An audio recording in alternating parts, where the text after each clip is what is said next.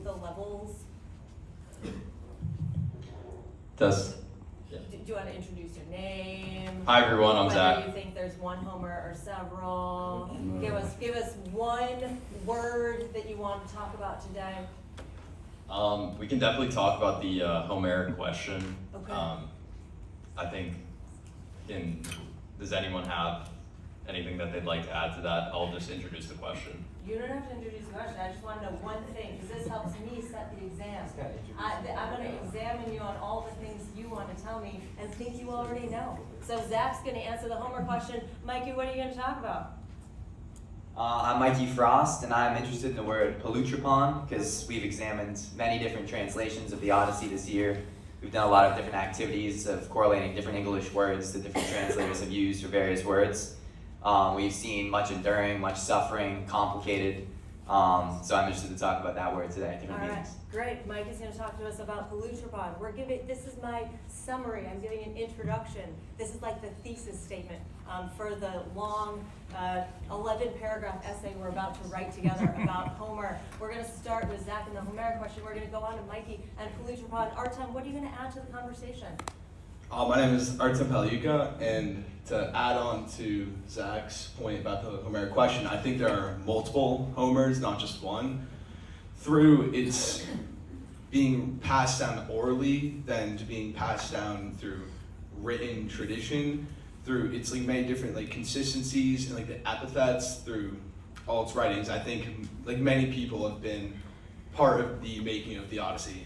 Amazing. All right, Artem's going to build on the Homeric question and think about all the ways in which we might think that there are multiple Homers, not just a Simpsons character. Thank you, Artem. Henry, what are you going to talk about? Hi, my name's Henry. I would like to talk about the idea of Xenia. It's a recurring theme in the Odyssey. It's interesting. Okay, thank you so much. So we're going to talk about themes. One of those themes is xenia, the word from which we get xenophobia, and that plays into a lot of how Odysseus perhaps finds himself into strange situations, some of which he assumes he will be given gifts just because he's a stranger in a strange land. Sometimes those go poorly for him. So Henry's going to give us the second part of that story. Quentin, what are you going to give us? My name is Quentin, and I would like to talk about the kleos of Odysseus' name and how it reaches the heavens. Amazing. All right, we're going to talk about kleos, one of my favorite themes. One I studied under Dr. Gregory Naj, who's very into kleos. He teaches Homer at Harvard. So there you go. He's very into this idea of kleos as the glory that is passed down through song specifically. Sean, what are you going to talk about? My name's Sean Byrne, and I would kind of, what you alluded to, Dr.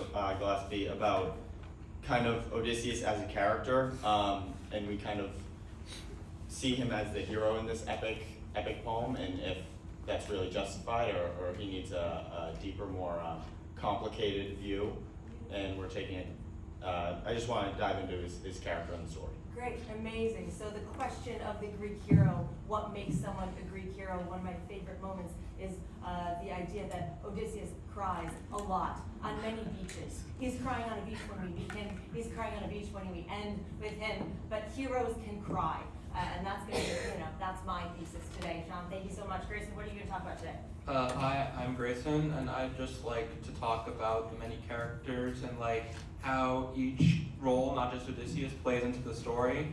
There's many different characters within the story that play a much larger role, and I'd just like to go into that and give detailed descriptions on each one, because that's where I shine the most. Great, thank you, Grayson. Beautiful. So we're going to talk about, although this is called the Odyssey, so Odysseus is kind of a major player, there are so many more characters within this epic, and many of them might be considered even more important or more influential or more consequential than the titular character himself. Thank you, Grayson. Thomas, what are you going to talk about?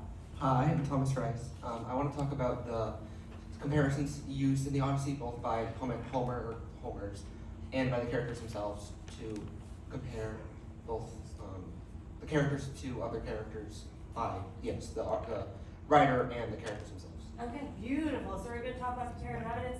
I like Odysseus as narrator. Maybe we can talk about that. So comparing Odysseus to other characters, he is a wily kind of guy, as Jake, what are you going to talk about? Hi, my name is Jake Issa, and I want to talk about some of the duels that are used, especially in lines 175 to 185 in Book 6, and kind of what Homers were trying to do with some of those scenarios. Great, I love duels. Duels, because most of my life is teaching Latin. Latin does not have duels. It's a real shame. Really lost out on that one. It's a real shame. It's a real shame, says no one ever. All right, so Jake's going to talk about, to us about the duels in Book 6. They're very, very lovely. They add a lot of character and a lot of kind of emotional emotional weight to some of the things that he's talking about. Max, what are you going to talk about? I'm Max Ryan, and I'd like to talk about the idea of homecoming throughout the Odyssey and how Odysseus kind of continually talks about it in each of the books.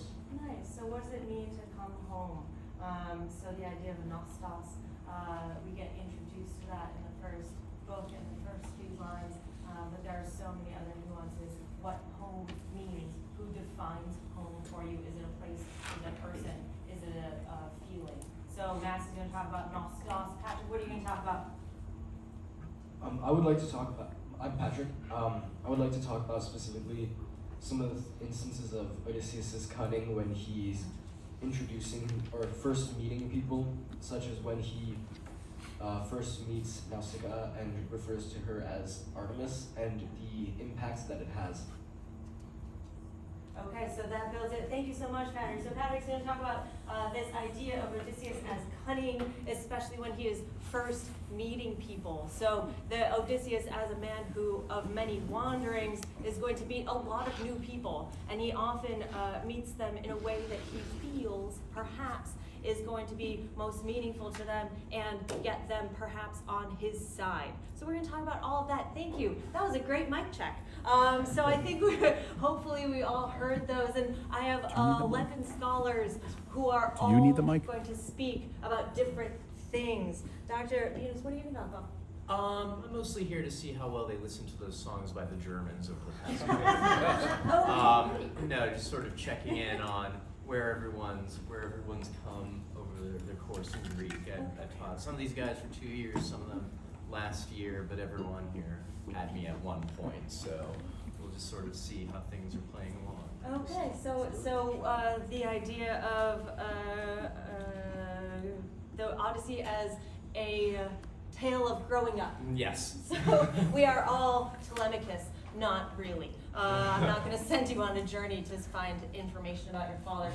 But we are all in some way growing up through this process. Thank you so much. So we have heard from all of our scholars just as an introduction. What I want to do next is we've heard in this introduction a few different words in Greek. We've heard nostos, we've heard palutropos, we've heard kleos, we've heard xenia, we've heard a few of these words. Now let's put them into context. I would like to, in part 2 of this little introduction, let's hear some Greek, shall we? How happy are we with meter? Very happy? Kind of happy? Will play along with me anyway? Great. We started with Zach on round 1, which means we're going to start on table 2 with round 2. Quentin, can you be a powerful reader and start with the Andropoi Oedipe in line 1 of book 1 of the Odyssey and read until you decide it's time to pass it on to Sean. And we're going to go along, so at least a couple lines everyone. And we'll go all the way to Patrick and then we'll loop back to Zach. I'd like to hear a few lines from everyone, and if we make it through the first 10 lines, let's just go straight into book 6. I want us to all get Greek in our ears. We're moving into our Greek minds now, yeah? So if we're going to be talking mostly about language, we got to get into that other headspace. Quentin, without further ado. Andromoi, Enepe, Musa Pelutropon, Os Malapola, Placte, Epe, Troyes, Hieron, Protheron, Eperson, Polon, Deanthropon, Eden, Astea, Kai, Non, Egnon. Pola, Dogen, Ponto, Pathin, Algea, Hon Katathumon, Arnumenos, Hain, Tep Sukain, Kai Noston, Hetyron, Aludos, Hetyros, erusato hiemenos per. Auton gar theterusin atathalesin olonto. Nepioi hoi kata bus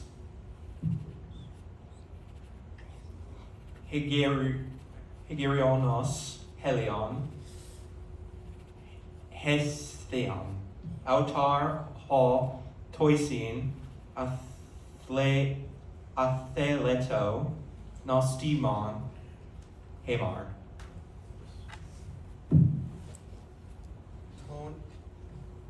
Ton athamon amothen gethea thugater dios epe kai hemi. Alsica ti nu sode methemona genato mater emeta men toi ketai akedea sigalonta soedegamos xedon estin ina ke cre calamen hoten. Enusthai tai de toisi parax game oike sagontai ekagartoi toton fatis anthropus anabane. Estle kai rusin dem pater kai potnia meter al iomen pune usai eoi phenomen nethi kai toi ego sunerithos hepsomai ofrat hakista.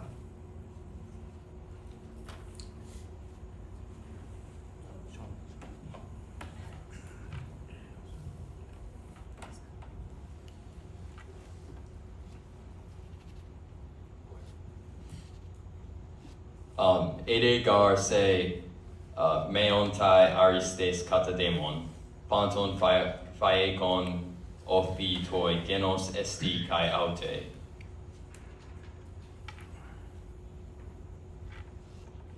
Homoi ego, teon aute, broton esgaion ekano. He roi, gubristai, tekai agroi, udi dekaioi. Hos teme kuraon amtheluthe thelus aute, numphaon hai ekus oreon, haibena car ena, kais pegas, potamon, kai pisea, poienta. Enupu anthropon emi skidon udenetho. Ad ag egno autus peri somai ede idomai. Beautiful. Thank you so much. Look at that.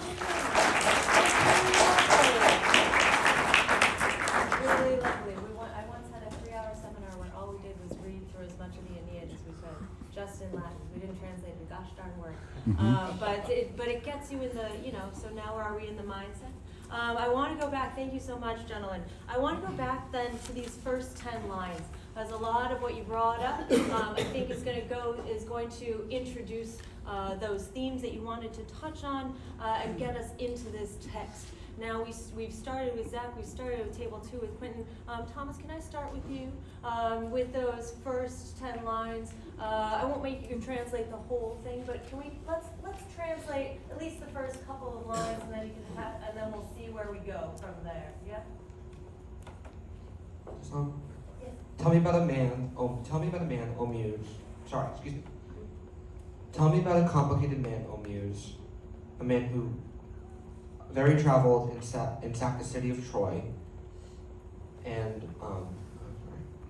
killed many men and sailed many seas, and then arrived. Sorry, no.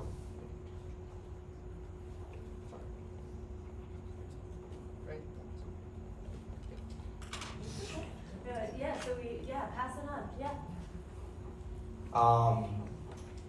Yeah, he suffered many hardships in his heart at sea, trying to save the lives of his companions. Although he was unsuccessful, for they perished by their own foolishness, because they ate the cattle of the sun god Helios. Nice. Let's do those last two lines. Thanks, Patrick. And he took away their homecoming day. Specifically, Helios had taken away their homecoming day. And that last line is asking, "O goddess, daughter of Zeus, tell us, start where you wish. Tell us of this. Tell us of this story, when and where you wish to begin." Beautiful. Can we work on that? Thank you so much, Patrick. And thank you, gentlemen, for those first 10 lines. Can we build on that whole 10? The from wherever and whence you wish. What do we know? Why is that important to me? Where are we going to? It suggests that we're going to begin in medias res. So we're kind of in the middle of a story already. And he asks, or he invokes, the goddess, a daughter of Zeus, to sing to us, tell us of all of those things, starting where you want. Where does the muse then start? What happens right after these lines? Do you remember? Where do we start? Who do we meet first? Where are we? Yeah, but where do we start? We start with Nausicaa, getting ready for her wedding. Yeah, but that's all the way in book 6. What in the world happens between books 1 and 6? Yeah, Jake, where are we? We'll get back to this group. Ithaca. Yeah, so we're on Ithaca. And who's on Ithaca? Telemachus and Penelope, Yeah. and the suitors. And so not Odysseus. Not Odysseus, Right? no. So in other words, not. So we say, tell me, and the first word, let's build, so if we have these 10 lines, they're framed by the idea of the ennepe and the epe kachimin. All right, so the ennepe, sing to me, muse, and they say, tell us this story from whence and where you wish. And we think it's going to begin with an andro. What is that first word? What's this a story about, Henry?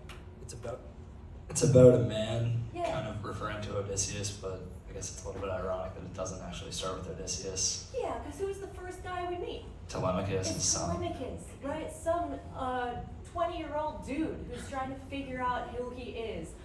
So we have already, and this builds into, Thomas wanted to compare characters.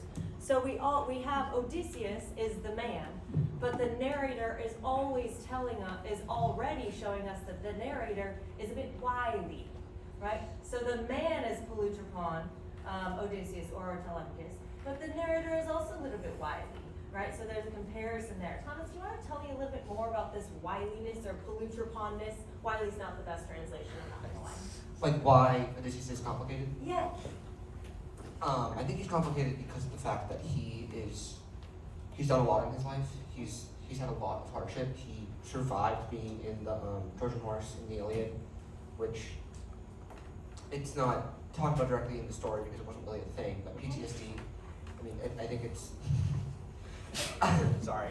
I think it's very. I think you have to have trauma from being in that. And I think it's hard to survive something that drastic Yeah. and not be a little bit mentally impacted. Nice. Okay. And how do we break down that word really? So polus and tropos. What is that? What is that compound doing for us? And Zach Zach wanted to talk to us about the Homer question, and Mikey wanted to talk about Pelutrapon. So let's build on that. Thank you, Thomas. But I have a very interesting follow-up question for you later of how much would it change our opinion if we instead translated Pelutrapos as traumatized. I might jump in here in a moment Yes. because that was my master's thesis, was the trauma in ancient Oh, Greek stuff. great. All right. So, but Why I'm right. So this idea, Pelutrapos, a much-turned man, a complicated man, a traumatized man. That's an entirely different narrative, perhaps. But it all depends on this word. Yeah, Zach, tell me about it. So I'm gonna break this up into two parts. I'm gonna talk about the how tone amothen. Great. So I think my interpretation of that is from wherever point you wish to start telling the story. That kind of refers to the fact that part of the Homeric question is, who was Homer and how did his works come to be? So there are two groups in particular, the analysts and the Unitarians.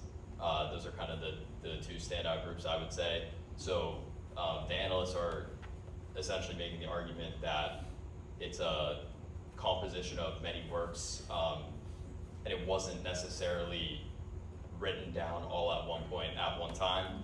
And then the Unitarians are gonna make the contrary argument that it's completely written all down by the same person. But so obviously there's some debate, ongoing debate with that still.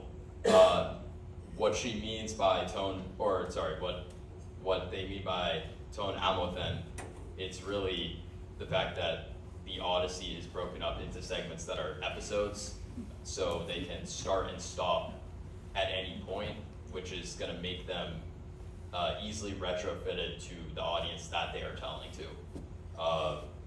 Kind of think of like the tale as old as time. They're going to be able to adapt the story to the situation and make it more impactful for the community that they're telling it to. Nice. So you might, if you were doing this in a context of song culture, if you're doing this at a dinner party, if there is a singer, a bard, you might say these 10 lines, but then, well, in the context of this dinner party, I'm just gonna sing book 9. Or I'm just gonna sing book 6 because that's the one we translated in class. So we're gonna skip around. So we have these 10 lines, here's the set piece, ton abatenge, then we can begin wherever we want, right? Beautiful, thank you, Zach. I want to sort of check in here about a couple of things, because Yeah. of course this is like the most famous part here, and I want to talk a little bit about it too. We can't really read the Odyssey without sort of talking about the elephant in the room, which is the other Homeric work, the other big one. What am I talking about here? The Iliad, right? But both the Iliad and the Odyssey both begin with what crucial part that should be in any proper epic? The invocation of the muse, right? And so we have the invocation of the muse in both of them. In the Iliad, and I know you guys didn't read that one this year, but do any of you know what like the first word of the Iliad is? Just on the off chance, it's fine if it's not. In Greek or in English. The first word is menon, anger, wrath. So it kind of signals to the listener, or to the reader, however you want to take it, like that this is going to be a story about emotions, the way that anger affects people, the way that anger drives people. People say like it's about Achilles, but really Achilles spends a lot of the Iliad doing nothing actually. And it's not called the Achilleid, it's the Iliad. It's about the city of Troy, Ilium. But what does Homer do here in the Odyssey that tells us right away that this is going to be a character-focused story? Grayson. Pass the microphone. Whichever one's closer, thank you. It tells.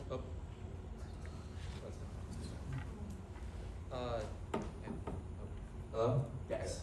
So, this just kind of tells us that instead of facing around, like being centered around war and anger and wrath, this is mainly more focused around the humanity of a person who's been through a war like this and the aftermath of it. This is simply a man trying to get home from the war and return to his family, his son, his wife, and simply just kind of settle after a long, hard battle. Yeah, because the first word is man, right? The first word is man, and not human, anthropon, but the guy himself, Odysseus, or Telemachus, depending on or twisting it around a little bit, playing with it.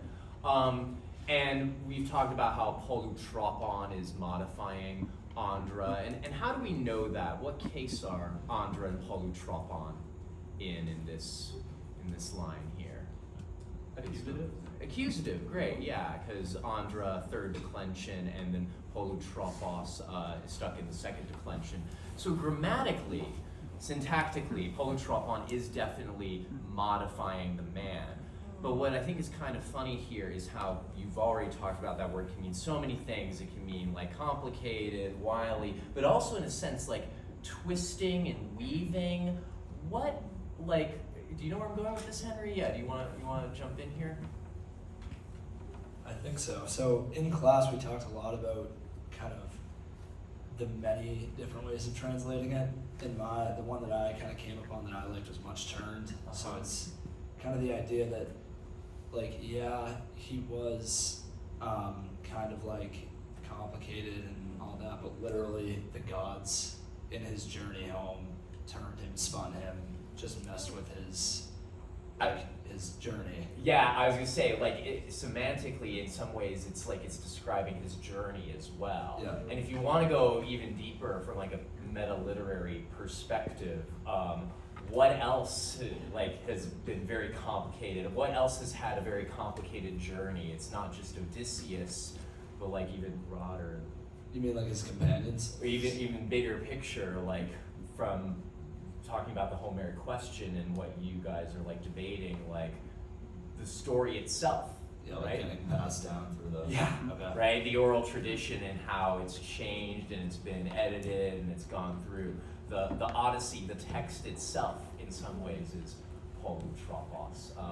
I think it's just interesting to look at also some of the word order and how that affects things. And I just want to say one more thing about these lines before I'll turn back over to our professor here. But I hope you guys could all tell me on what line do we start seeing them talking about the cattle? Line 8. Line 8, Mikey, tell me what word in line 8 stood out to you as the word cattle. No one wants? All right. Booze. Boost, it was boost, you recognize two Two's in boost. line 8, yeah, that's definitely where we start talking about the cattle.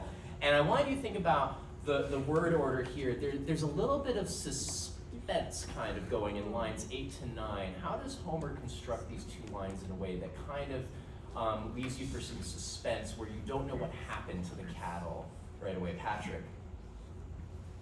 Oh, I need more microphones.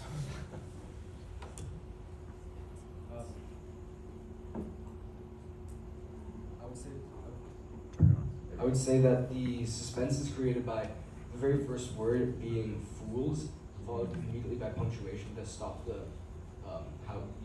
recitation. So it's like fools who upon the cattle of Hyperion Helios. Then next line, devoured. Yeah, they ate them, right? On that last line there, where we have that enjambment there with Aestheon, they ate them. We don't know what they did to the cattle until the next line of the poem. So it's worth talking about, like, why does he construct the words in this way? It's not always just so it fits the meter. That's one possible reason, but there's usually, I think, some deeper reasons that we can look into.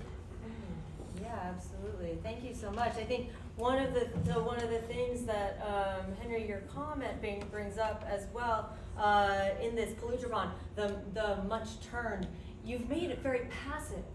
And I like that, right? Because it could be active, right? If we go with Emily's translation of complicated, right? He's complicated, but he is in many ways controlled by other people and other circumstances. And I wanted to think about, it's active, it's passive, it could be positive or negative depending on how you see it. So I wanted to thank you, Henry, for bringing that up. And then I wanted to go back to something that Sean and Quentin had mentioned, that we wanted to talk about Odysseus then. Let's talk about him as a character a little bit. If he, in these 10 lines, how do we know something about him as a hero? And how do we know that he is someone who is focused on kleos? And we might go to another passage if we want to, but what are some of the words that get us at the idea of the Greek hero here? He's much turned, we got that bit, but what else do we know about him? What's he interested in? What's his mind like? First, I'd say first 2 lines there, pull up playing thing. He was forced to kind of wander, And so I think it creates a little bit of sympathy for Odysseus as a character. Okay. And kind of these things were happen to him, and again, passive instead of him being active and taking control of his own situation. But another thing is in the 9th line, Apheato Nostimon, the homecoming of him and his companions that are so important, coming back from Troy after the Trojan War. That's another thing that was, again, taken away from them by the Hyperion sun god Helios. So I think it just, those two parts in the first 10 lines kind of create a sort of sympathy that lets the reader like feel emotions and kind of empathize with Odysseus and kind of everything that he's been through. Yeah, so the only thing he wants is a nostos, right? So and then in these lines, like what happens on his way to achieving a nostos, he sees people, he gets to know them, he sees many cities, he gets to know their noos. So in this, these 10 lines, we have the idea of what the mind is important. Hon katatumon in line 4, study that the tumos is going to be important to our understanding his character. Our numenos hen psyken, kai noston hen tyron. There's something about the psyche. What is your psyche? Your soul. Yeah, right. So there's somewhere where getting to know the inner character is really important. That you desire something with your entire soul and body and mind, and what he wants is a nostos. This idea of homecoming, and they lose and his companions because they are idiots. Sorry, navior. They're the fools. He asked them one thing. Don't need to have. Okay. They lose their not just nostos, the day of their homecoming, the hima. So just that gets the in same way. So this idea that when we get to know the hero, we want to get to know his mind, his body, his soul, what he thinks about, what he thinks he knows, and much of that is based on sight and getting to know the people around him. Thank you so much, Sean. Let's go to class, and maybe this will take us into a different passage. But I'm aware of the time. I promise. I'm aware of the time where we could spend all day on this. It's really up to you. But I wanted guys are good. to maybe let's skip ahead and think about if we have an idea of a hero as someone who we need to know in mind, body, soul, what he sees, what he knows, what he thinks he knows. Quentin, where do we go to see Kleos? And what is that concept? We see Kleos when it says he's famous for sacking the sacred citadel of Troy. Yeah, so what makes a hero is you destroy stuff, or that belongs to other people. Okay, so after he sacked the sacred citadel of Troy, okay, so one thing to gain Kleos is doing over-the-top things. You don't just get to know people, you destroy their cities. Okay, if they're enemies. Where else do we see that, either in this passage or another? You could also say like him trying to get his companions home, like just showing like leadership like that. Mm-hmm. Like it's the only thing he wants to do is get them home. Nice, beautiful. So you are in some way magnanimous in that you care about the guys who came to fight for you, right? The guys who came along on your boat. And when does he actually brag about being someone with Kleos? In at least a couple of these passages, we get that actual term. Do you remember where? Yeah, I see it down in the lines 9.259-271 on 264. When he's talking to the Cyclops about who they are, he brings up like the house of Agamemnon and how they're Achaeans, and he says like Megiston who Oramion Kleos Esti, how his fame reaches the heavens, and how that should like matter to the Cyclops, but he like ends up ignoring that anyway. Mm-hmm. And whose Kleos is he talking about there? I think that is Agamemnon's. Yeah, exactly, right? So when we were thinking, and Thomas wanted to do some comparison, thinking about characters, right? We get Agamemnon as a man with Kleos, and so is Odysseus. And now I wrote it down somewhere, the passage where you were thinking about Kleos, where Odysseus himself says that he is a man with kleos that reaches the heavens in 9:20, right? Book 9:20. I am Odysseus, son of Laertes. Now that's talking to not the Cyclops, but who is he talking to in the opening of 9? In the opening of book 9, this is your passage, 9:20.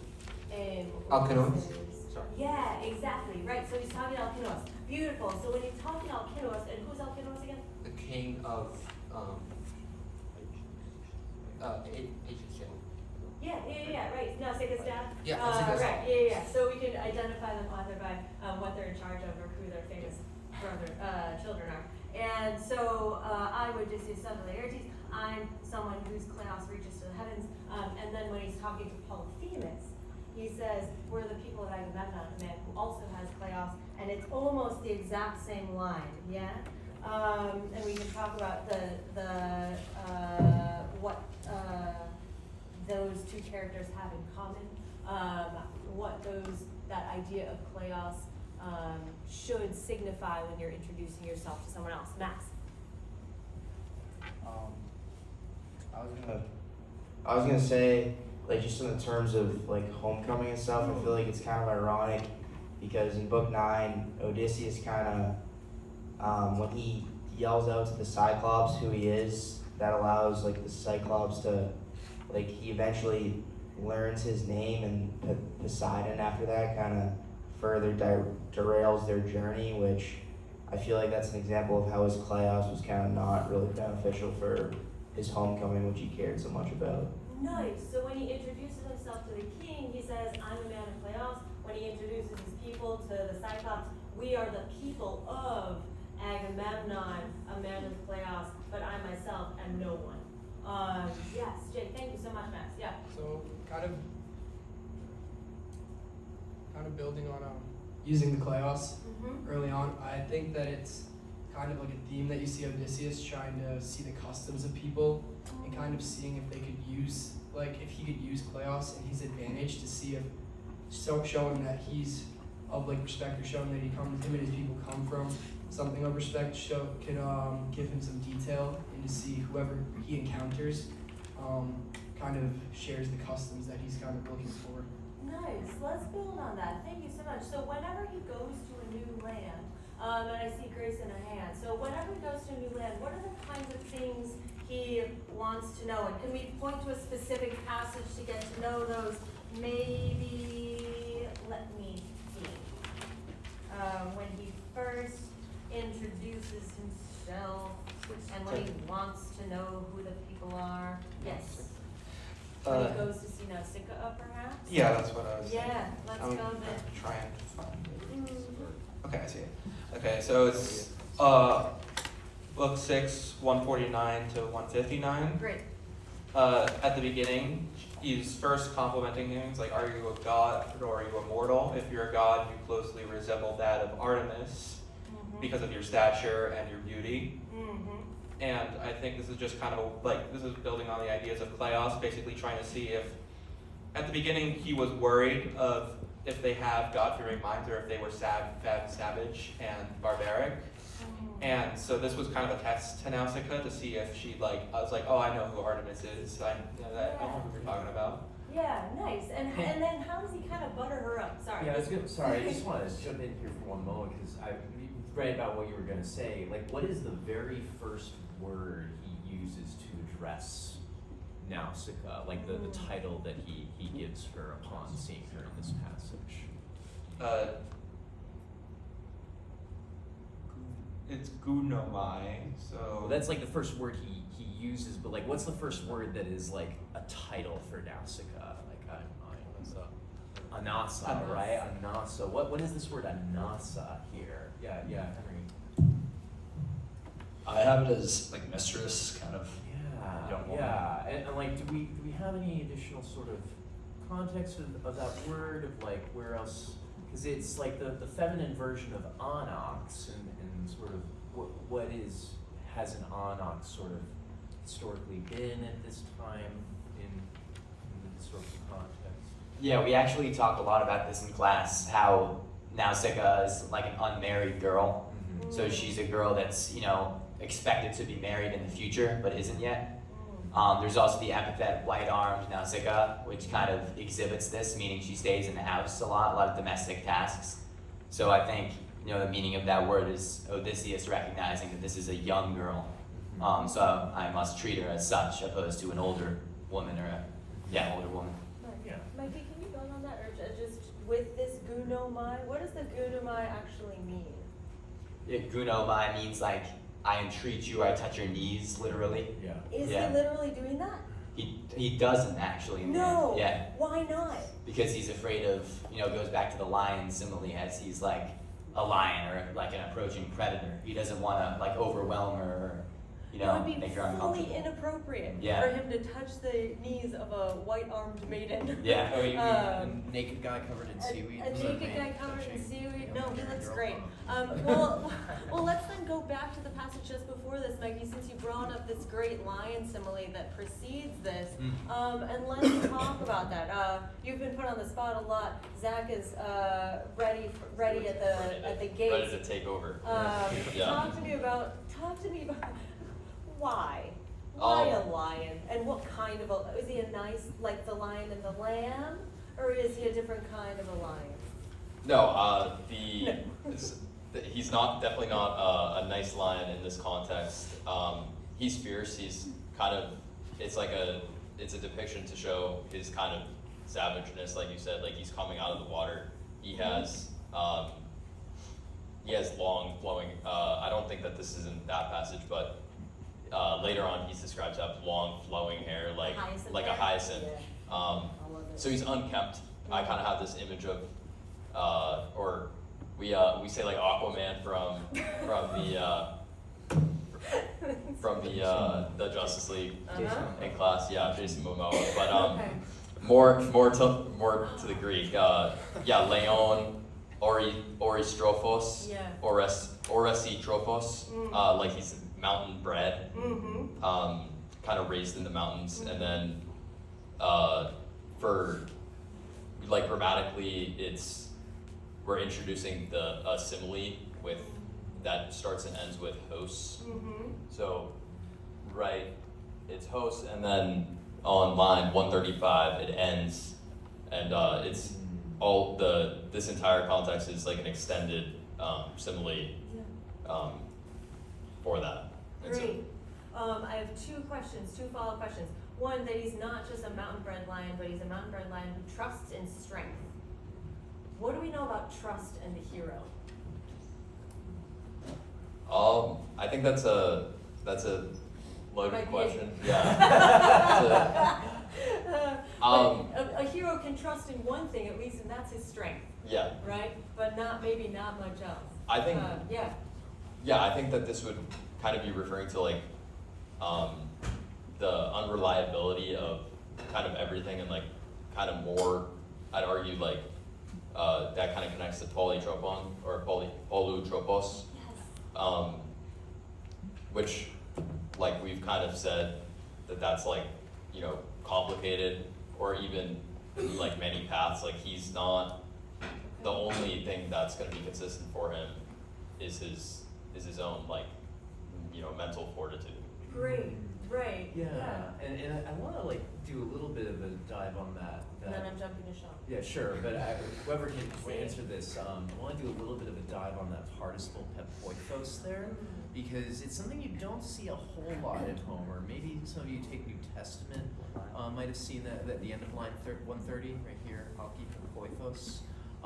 That tense of participle that is pretty unusual. What tense is that with that like pepoitos? Do we know Is it perfect? It's perfect. Yeah, it's Reduplication. with the reduplication, right? And so it's kind of got a sense of like having counted on his strength up until this point. And there's like a little bit of a question of like, is his strength going to work for him in this situation? Because this is a situation where raw force is not really gonna cut it, I think. Nice. To align something else. Yeah, but then the whole simile is about the lion who's trying to hunt various kinds of domesticated beasts because he's hungry, right? His belly drives him.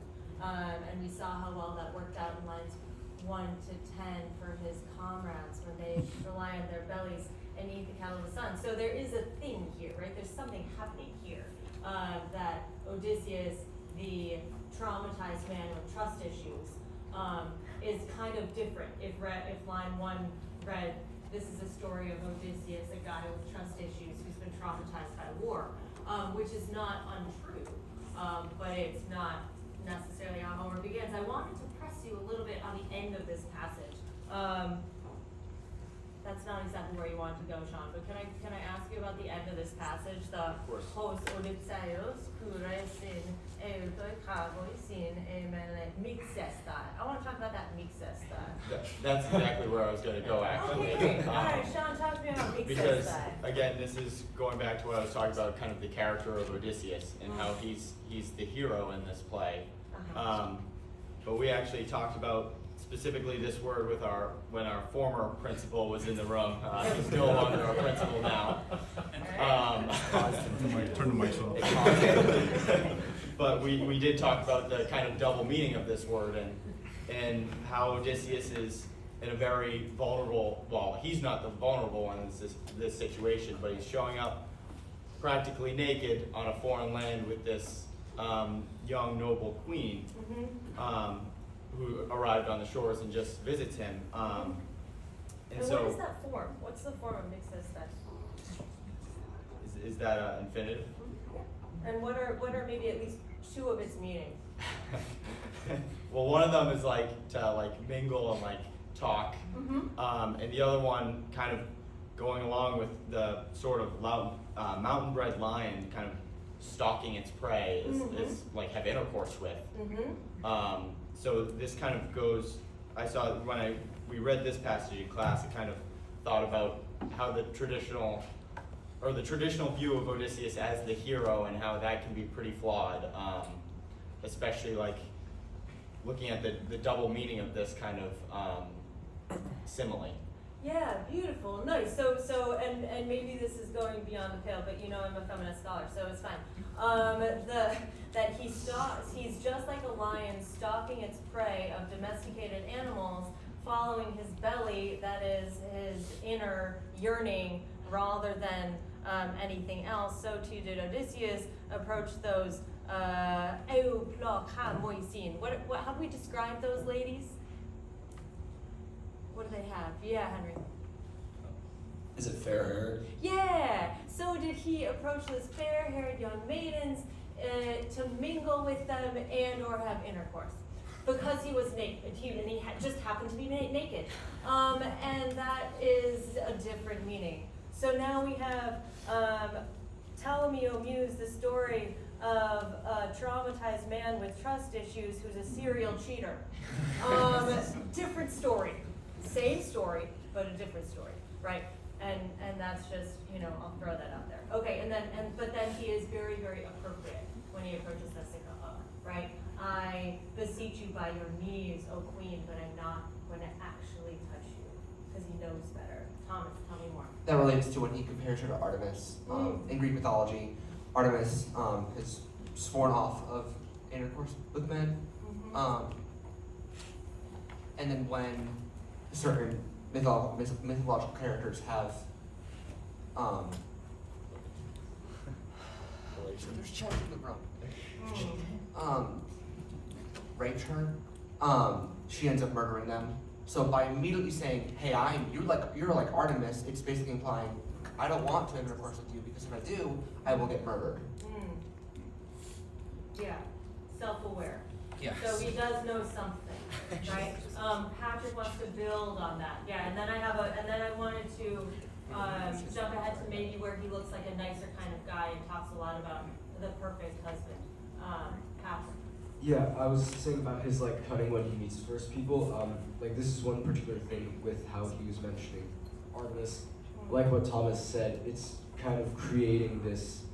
It's in a sense, it's once again complimenting. Second, it's checking to see if these are Greek people, if they know the gods. And furthermore, he carries on by saying, eidos te megathos te phuen, where he's saying, and you look similar and you're similar in stature, poise, and beauty, essentially.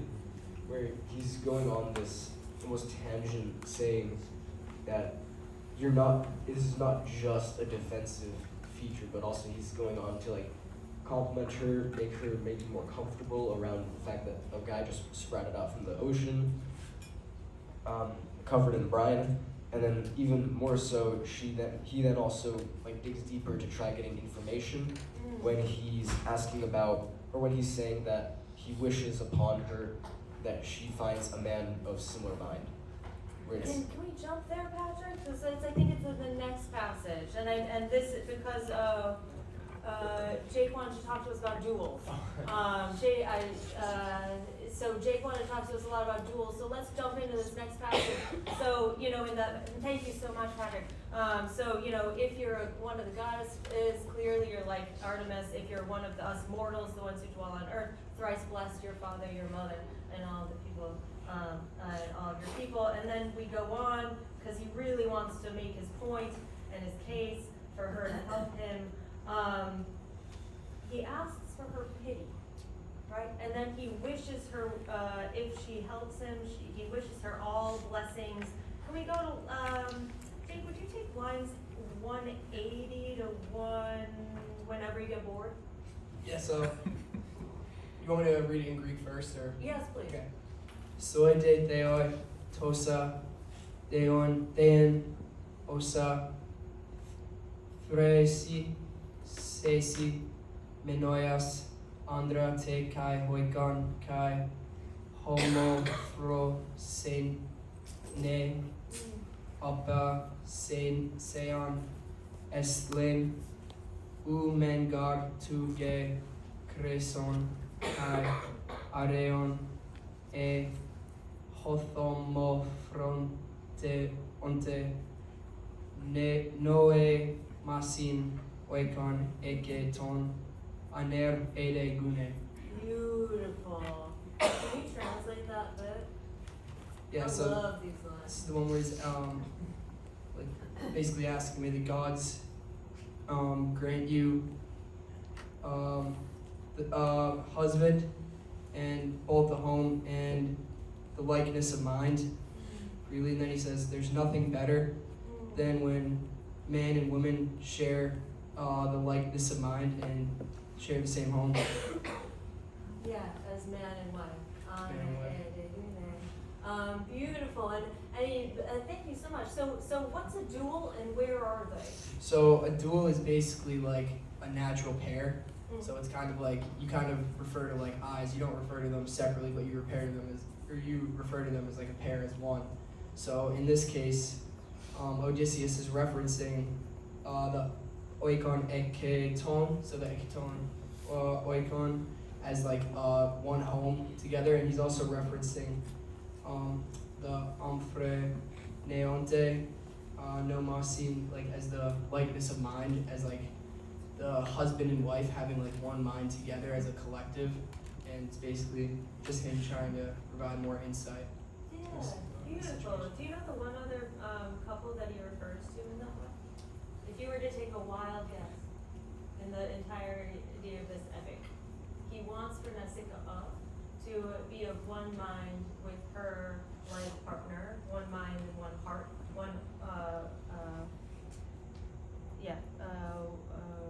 what else? Where else do we have that? It's not in the text. If you were to take a wild guess, Grayson, who else has that? I'm assuming that he's referring to himself and Penelope. Yeah, it's the only thing it's the one other couple that has is of one mind and one heart, right?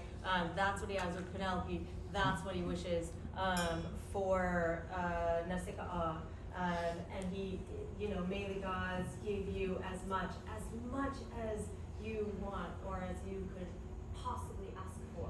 That is to be in a couple, in a marriage of equals. Yeah. If it's okay if I can add on to Please his do. point. Yeah.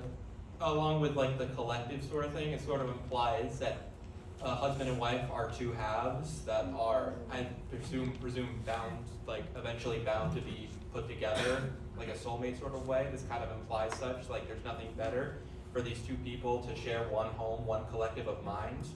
And I feel like that kind of implies a sort of like a whole and two halves sort of situation in like the Greek culture, which I find very fascinating. Beautiful. Have you read the Symposium yet? I have not. No, it's a little too out there. Well,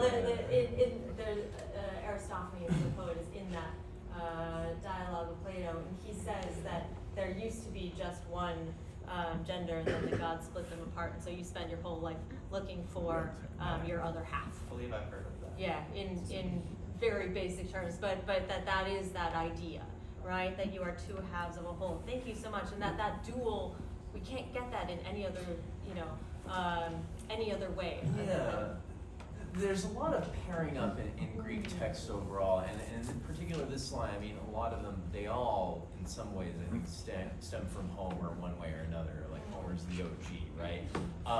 But this line, these words here, honor ede gune, the way that that's tossed in there really sticks out to me. Man, also woman, basically, right together there. And especially as like something that's following up all the lines there, it reminds me of, in particular, a play by Sophocles, and it's the one play by Sophocles that I know every single one of you have read, and it's the first one that I think you guys all read. Do you know what play I'm talking about here? Frogs? No, before that, everyone, Oedipus. Greek one, you all read Oedipus, right? And there's a part where, towards the latter end of the play, the chorus is introducing Jocasta, and they're saying this is, Jocasta and all her connections to Oedipus, and then they say two words that go right together. One of them is gune. What's the other word that they are tem? In mother? Mater, right? Mater de gune, and it's a little bit of a wink. Have you figured it out yet? It's grammatically, it's just saying she's the wife of the king and mother of his children, but the way that it's put together is of the king and mother of the children, wife and mom, basically. Mater. Zach, what's up? So I'd like to answer your earlier question about like how the Odysseus has his characterization kind of changes. So I think that in the beginning he's being compared to a lion and kind of has like insatiable sexual desire, and then later on it shifts to more of the classic trope of like he got tricked, sort of like I think of like Circe, for example. He didn't necessarily know what he was going into, but at the same time it's kind of up for interpretation whether or not it is like good intentioned or not, because he is not faithful to his wife, and yet he doesn't fully get he doesn't take all of the blame for that.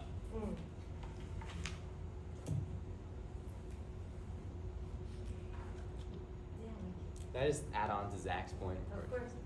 It's working out. There we go. I think there's this interesting cross there with the lion simile between like instinct and intellect. So you have like this whole, he's governed by his belly, the lion's governed by his belly. And then you have the whole background that Odysseus is known for his, his cunning nature, his intellect. So I think it's in his wisdom as well. So I think that's an interesting, from an author's perspective, cross there, almost inversion between, intellect and instinct, a lion's instinct and Odysseus' intellect, and he has to kind of decipher between the two. Nice, beautiful. Mikey, maybe that's a great transition moment to intellect and instinct. Can we jump very quickly to book 9? And I know we're, at some point we'll run up against the clock, but I wanted to think, if we have in book 6, here's one way to approach someone to act as a suppliant. He puts himself before Nausicaa as a suppliant. He then approaches her mom as a suppliant. Eventually, they have a dinner party all together, and he is asked to introduce himself and tell his background, because there are more tears and heroic tears. And then they ask him finally, who are you? And how are you reacting to this story in this way? And if we had the lion and we had Odysseus as a lion and instinct versus intellect, then maybe let's jump to his story where he tells them he's from Ithaca, and then he tells them his story. They go to the Lotus Eaters, which is all about your belly. Again, there's a whole thing. And then we go finally to the land of the Cyclops. And I wanted to think, if we just saw the image of a perfect marriage and how you get along with one house, one mind, one soul, can we jump to line 106? One of our themes, or maybe the theme we haven't really touched on as much, Henry wanted to talk about Xenia, yeah? Can you talk to me a little bit about what you know about Xenia and how the island of the Cyclops matches or does not, perhaps, a place where we might expect Xenia? Yeah, so Xenia is pretty much the Greek tradition of welcoming your guests and strangers. You feed them, you give them dinner, and then typically, as part of that, there's a guest gift. And so in these lines, when Odysseus and his companions arrive at the island of the Cyclopes, he goes in expecting the traditional Greek guest gift. And so he basically enters with his companions. They go in, and there's some, it doesn't go well for him. And so he basically just asks the Cyclops, he's like, you are meant to give me a guest gift. And ironically, the Cyclops says, I will, but it's just that I'm going to eat you after all of your companions. So he technically is giving him a guest gift, but it's not the traditional way that you would expect. Yeah, and he poses that as an idea of, and maybe let's prelude that with, like, what do we know about the island of the Cyclops in these lines, 106 and following? Artem, what do you know about the island of the Cyclops? Yeah, it says that the Cyclops, they don't follow the rules of the key to most Greeks. How all the Cyclops live on their own. They have no agora. That's a very big part. They have no central meeting place. And also each family chooses their own laws. They don't follow, like Henry was saying, the Xenia, where you give the guest gift, or you have to feed them before you ask them questions. Yeah. He figures out pretty soon once he meets the Cyclops, but they all go by their own laws of their land. They don't till their land. The gods take care of them. Everything they do is just different than what Odysseus has seen in what he does in Ithaca. Nice. And let's build on those. Where we see that exactly in the Greek. So we have Dukakondeskaion, Hyperfialon, Ateniston, Hikometh, etc., etc. What do we know about? We have in the next 8 lines, we have a bunch of ute. What don't they have? Let's maybe just go through ute agora. So Artem gave us they don't have agora, they don't have meeting places, they don't have places where councils of men meet. Ute temistes, what else don't they have, Jake? The ute themistes, which is they don't have laws. Yeah, and we just got that in 106 as well. Temiston. They are lawless. So we have an alpha privative in the lines above. We have ute temistes. They still don't have laws. 7 lines later, just in case you missed that first bit. What else don't they have? Anything else? And maybe, let's go back to 108, if we may. Ute futeosin, kiersin, futon, ut aroosin. What don't they have, or what don't they need to do? Yeah, Sean. So this is they don't need to plow or kind of work their fields. And then later on it says kind of the gods provide for them. Yeah, the line right above that. Hoi cry, teoisi pepoipotes, atanatoisin, right? They trust everything in the deathless gods. There's that idea of trust again. It's perfect. And Having perfect trusted I up to this know, point. having trusted up to this point. And so we have the idea that they trust everything to gods. They don't need to plow anything with their lands. What kind of a land is this? And how does it compare and contrast to the land of the Phaeacians and Nausicaa and their dad? Emma. What kind of, does this remind you of anything, Grayson?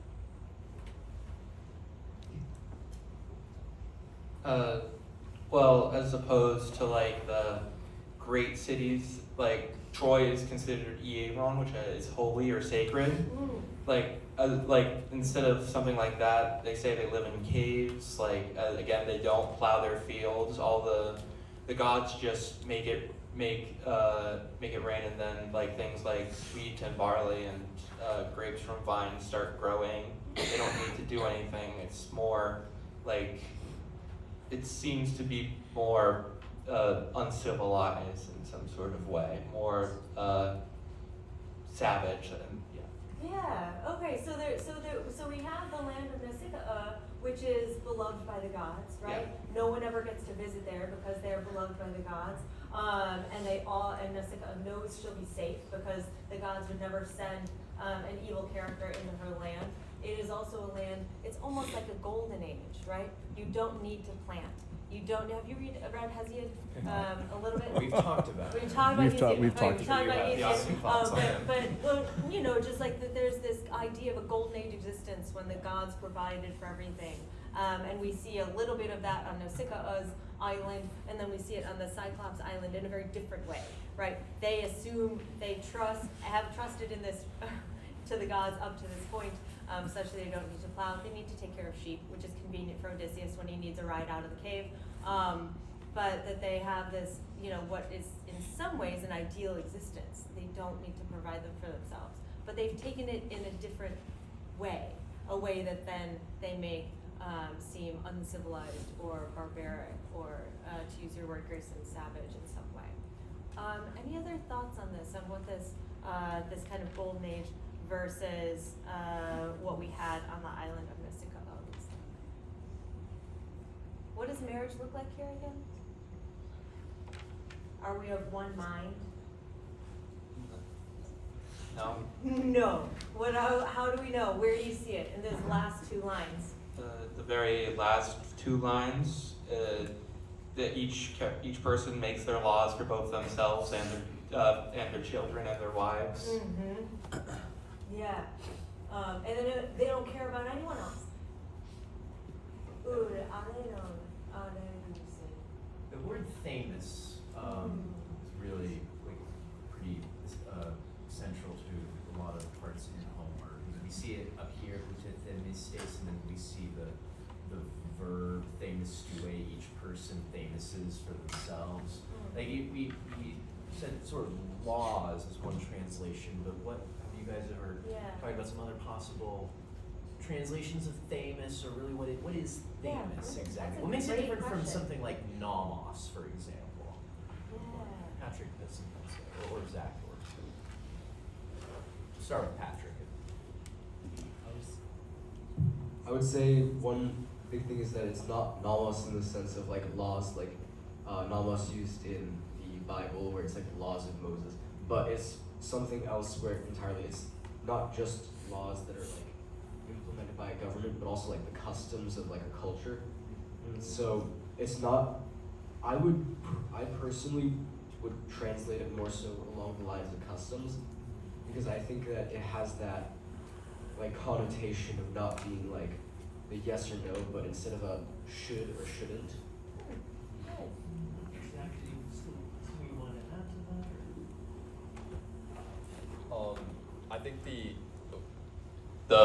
I think the more literal translation of that word would be to put or to place.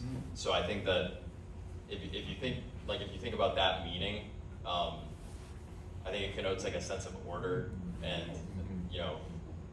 but whereas we're kind of Odysseus is in a state of anarchy at many points, as is the island of the Cyclopes. It's anarchy, total chaos, and I think that literally, like you said, it comes up a lot in the Odyssey. Yeah, I mean, I was thinking of it because Thomas brought up earlier the idea of trauma, and of course the big work relating to the Odyssey and trauma is Dr. Jonathan Shea's work, Achilles in Vietnam, and the sequel, Odysseus in America.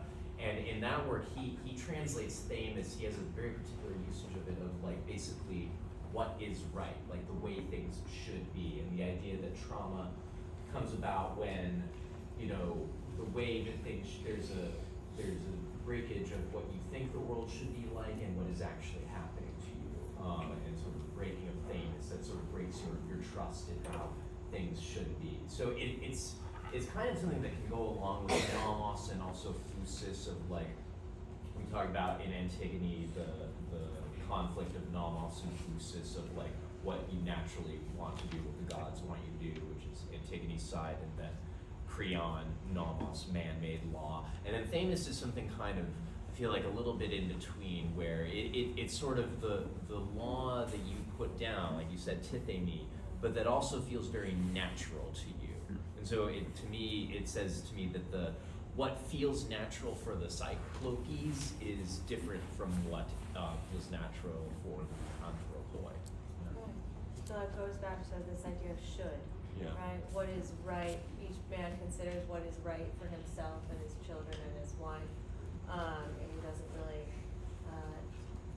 have a care for what other people think is right. That's really nice. This conversation has gone in a wide ranging, and I don't want to put you guys too much more on the spot, but maybe we can close by, I think we've gone through everyone, so that means we're back to you, Zach. To start us off, what is one thing you hope you remember in 3 years about either this experience or homework? And I'm gonna ask you all the same question. You can give one word or a phrase that's, you know, just fewer than 5 words. What's one thing you want to remember? The German guys' music videos. Great, amazing. Mikey, what are you gonna remember in 3 years? Articulate. Turn off. Gotta get the mic for this part. Articulating knowledge opposed to just learning it. Articulating knowledge. I love that. Artem, what are you gonna remember? I think the story of Odysseus. Great, the story. Henry, what are you gonna remember? I would say some of the lessons that are kind of in it that are still relevant to today. Nice. Lessons relevant to today. Quentin, what do you remember? Yeah, Cyclops guest gift. Cyclops. Eating a list. Beware of asking a Cyclops or a guest gift. Sean, what do you remember? Yeah, just kind of like Henry, the universal truths of Homer and how it still affects us. Nice. Universal truths. Beautiful. Grayson, what do you remember? The kind of legacy these things leave upon modern day, like the stories. Nice. Legacy. Beautiful. These are all good terms. Thomas, what do you remember? The type of storytelling used. Oh, nice. Storytelling. Nice. Jake, what do you remember? The lesson of remembering your home. Remember home. Beautiful. Max, what do you remember? I said probably just the story of Odysseus. Beautiful. Nice. Patrick, what do you remember? I would say probably like the historic implications. The historic implications. I love it. Well, all of those things are lasting to today, including the historic narrative and character legacies of all of these characters. Dr. Pernruby, do you have any other closing thoughts? How do you feel? How do you guys feel? Yeah? Yeah? Anyone have anything they feel was left on the table? You guys said you might want to throw out some things too. Remember when we were talking about that? When I said Dr. Gillespie was coming, and I think Henry, you said, oh, could we actually discuss X? But I don't know if you remember. Do you guys remember when you said that? There's something about with the New Testament. There's a word that was used. Was it psukein? That was, or I think it was some word that. Is this voting? I don't know. No. Were you talking about like? Yeah. Were you talking about? We were talking about like amphipolos and remember that? The different translations of that. Oh, It's okay. I don't. No, it's fine. I think we should get the audience to say thank you to these gentlemen. Actually, they might have questions too. Oh, do you have any questions too? There's a gentleman back here. I see. Someone's got a Bursting at the question. seams. Don't turn around. It's a Oh, there are a couple over there. Yeah. I would like maybe Justin and Charlie, maybe in that order. Justin, why don't you stand and ask a question? Do you think Odysseus is a good leader or just a clever survivor? Question. It's a cop. Did you guys hear that? Yeah. I think it's a cop-out, but both. I think it can't be two things at once. Most questions are yes and. I just want to add, who did he leave home? All the companions died, so I don't think he let anyone home except for himself. I would say that I'd say he was a good leader. He wanted to get his companions home, but a common theme in Greek, ancient Greek, is you can't really defy the fate that's given to you by the gods, and I think that was out of his own will and power. So I think he was a good leader that tried his best, but. So, Sean, you might say he's a good leader in what voice of the verb of leading? Active, middle, or passive? What do you, so he was If a he's a good leader, if he's one who leads, but you say he didn't lead any of his other people home, Oh. what voice? So of- he's doing it for his own Yeah, intentions. the middle or voice middle- leader. middle Yeah, voice. he's leading himself. He For his could be a own good good. leader for himself home, but if no one else. Anybody else? There's a name. This Odysseus's violent revenge against the suitors actually represent justice. DK. You are temporary. I think it was, even though the suitors thought they were in the right because, like, in the custom, she should have let herself get married again. They knew that he was alive, like they had that hope in there, and I think when he came back, he had to do what he had to do. I don't know if I would say justice is quite the right word. It went to a serious extent to like the point where Athena had to like step in to stop him. But at the same time, what happened to the suitors was almost like they had it coming in a sense. They had a prophecy basically saying, after someone had read from the eagle saying that, oh, Odysseus is coming back, you should probably like go away and not continue with this. But instead, out of their own like cockiness and pride, they were like, oh no, that's actually a symbol that like a new era is coming for us and that there's gonna be a new leader. So they kind of just kept persisting and were trying to take over his household. So in a sense, it is justice served, but in an unjust way. I got something to add. Personally, I think killing is wrong, but I think the question here is, can something be wrong and also justified in certain circumstances? And I think that's on you. You know, you got to decide that for yourself. Kind of to go off of that, I think a good adjective to describe Odysseus would be anti-hero, because although I think in a lot of ways it's like, you know, in the eye of the beholder, is he good or not? Like, are the actions that he take justified? And I think, like, you know, so I that's just the word I'd offer, anti-hero, like kind of like Deadpool. Like that's kind of what I think. So is he like the Cyclops though, deciding what is Thamus for his own child and wife? I think That's not just for you, Zach. I mean, you know, I think there's a lot there. Yeah, Grayson, the last thought.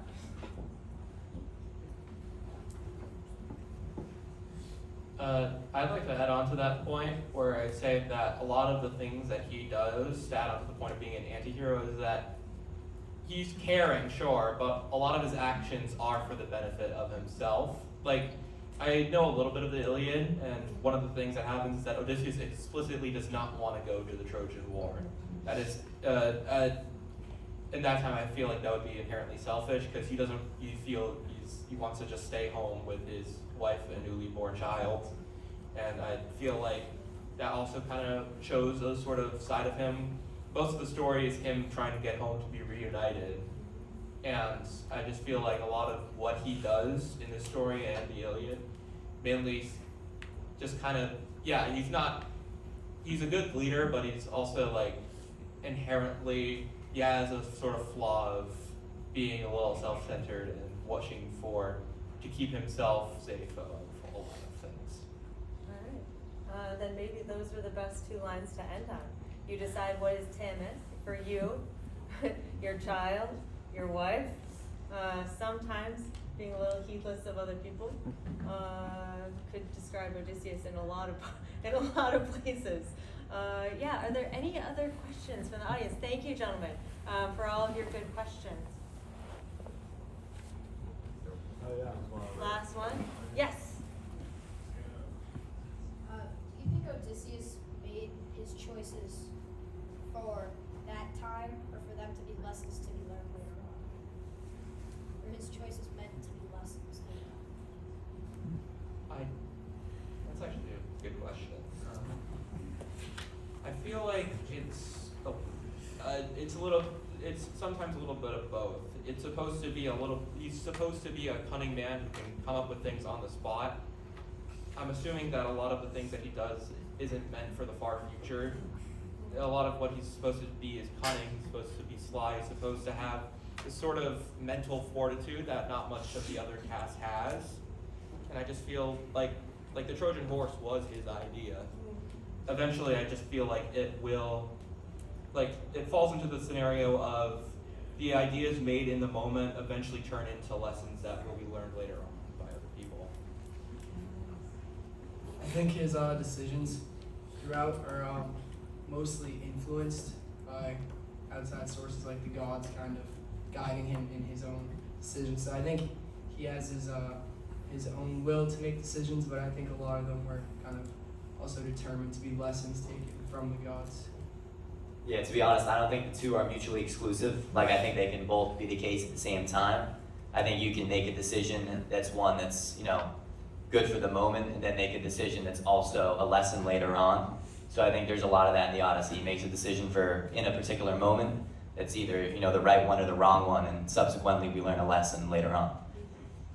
Well, I'm going to continue this theme of both and say I think it is both time that we thank these gentlemen for going through an incredibly difficult Homeric exam, and I hope you continue these conversations in the days that follow, and that you remember this story for at least the next 3 years, and wherever your journeys take you. So I want to thank all of our audience. Thank you, gentlemen.